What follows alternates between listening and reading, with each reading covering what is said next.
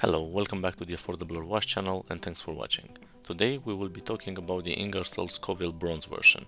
I know that Ingersoll doesn't get a lot of coverage in the YouTube world, so I selected the model for today's video to perhaps convince you that it's worth exploring this brand.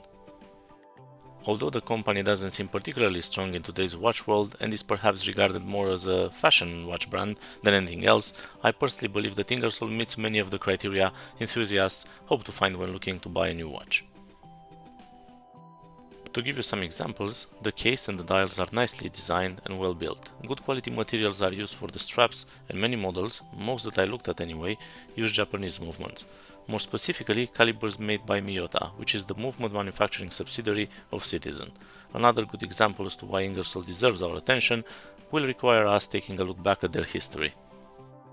Around the 1850s, a group of American companies came up with the idea of creating a watch dedicated to the masses.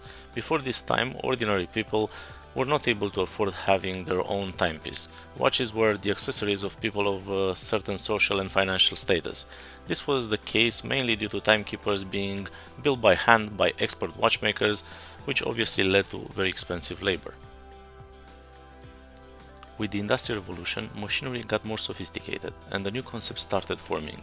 The idea of building large numbers of interchangeable parts that could also be assembled by cheaper labor was beginning to take shape. This of course affected other industries as well, not just watchmaking. For example, Henry Ford based the production of the Model T on this approach. After a bit of a struggle, the Waterbury Clock Company was successful in producing a watch that was sold for $3.50. The aim was to reduce the price to only $1. It was Robert Ingersoll and his brother Charles who eventually managed to achieve this. Initially, in 1882, the two brothers started running a mail order business with every item in their catalog being sold for $1. The Ingersoll Watch Company was founded a decade later in 1892. Ingersoll convinced Waterbury to make him a small movement by placing a significant order for the time of 12,000 units. These were housed in a case Ingersoll designed himself, with the first models being sold for $1.50. He was very successful, and 2 years after this initial order, Ingersoll went back to Waterbury to place a new one, this time for 500,000 units. The new watches were sold for $1, which was a day's pay at the time. As a very ingenious marketing exercise, Ingersoll called his new product the watch that made the dollar famous.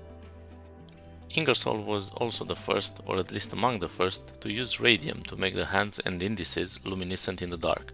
The use of radium was eventually banned due to health-related reasons, which were unknown at the time. Nowadays, we're used to hearing about superluminova or sometimes tritium tubes are used for improved luminescence. The Scovill has the trademark radio light printed on the dial as a throwback to those earlier models. So, as you can see, the brand has a quite interesting history, and we can at least say that they played an important part in making watches available to ordinary people, such as myself. For someone who loves watches, I can imagine it would be quite frustrating to just look at them but never be able to afford one. Luckily, we now live in a world where we can buy a nice Casio, an icon even, such as the F91W, for £10. Perhaps the trend started with Ingersoll's dollar watch, something to reflect on. Now let's get back to the Ingersoll Scovill. Let's start with a few negative aspects. At 43mm, the Scovill wears as a 43mm watch. The crown digs in the wrist slightly, and the bezel, although well built mechanically and clicking nicely, has a bit of an issue. The knurling has quite sharp edges and may from time to time get stuck in the sleeve of your jumpers.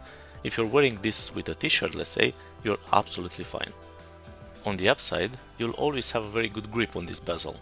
Continuing with the positive aspects, I would like to emphasize that if you're looking for a more exotic metal rather than a plain old steel, then this is very likely the cheapest bronze case watch. The RRP in the UK tends to be around £500, but from time to time Ingersoll does offer half-price deals, and then this becomes very appealing at around £250. The bronze case will have superior antioxidation properties compared to steel, and although this watch offers just 100-meter water resistance, it also has a screw-in crown, which makes it a good companion when swimming. I would recommend, however, putting on a different strap if you do decide to take it swimming, just to preserve the original leather one, which is very nice and well made. For what it's worth, I took mine swimming several times, in the Celtic Sea, which is not only cold but salty too. Didn't change the strap and it behaved well. If you decide to do this, just make sure to rinse it well with fresh water afterwards. Another interesting aspect of bronze is that it behaves in a very organic manner. In other words, it will develop a unique patina over time. So even if other people may have the same model as you have, you can be sure that your watch will be unique. The color choices were also great for the Scovill. The Sunburst dark dial with bronze font, golden indices, brown bezel and the dark date window complement each other so well. Through the transparent case back, we can see the Miyota A21A, which is, alongside the A215, a proven, reliable, easy-to-service movement. Being so cost-efficient, automatic, and offering a power reserve of 42 hours, the A21A is currently very popular among microbrands. These were just some of the reasons why I believe that Ingersoll deserves a bit more attention. Let me know your thoughts in the comments below. Thanks again for watching, and if you enjoyed the video, please like and subscribe. Until next time.